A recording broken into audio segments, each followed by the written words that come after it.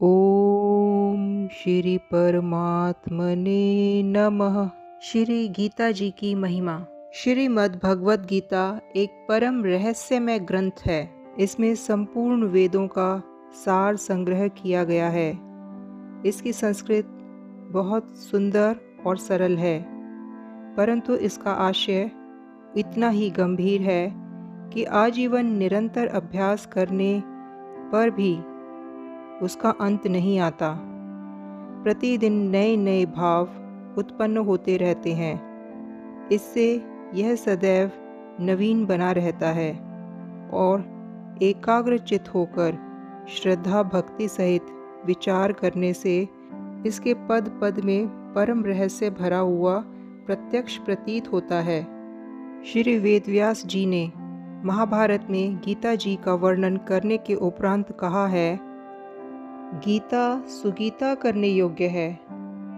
अर्थात श्री गीता जी को भली भांति पढ़कर अर्थ और भाव सहित अंतःकरण में धारण कर लेना मुख्य कर्तव्य है, जो कि स्वयं पद्मनाभ भगवान श्री विष्णु के मुखारविंद से निकला हुआ है। फिर अन्य शास्त्रों के विस्तार से क्या प्रयोजन है।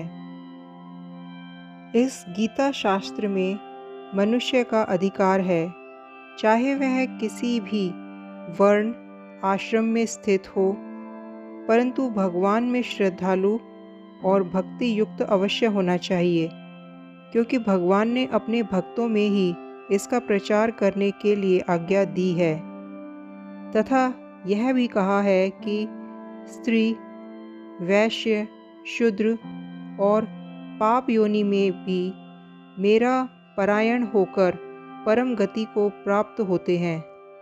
अपने अपने स्वाभाविक कर्मों द्वारा मेरी पूजा करके मनुष्य परम सिद्धि को प्राप्त होते हैं।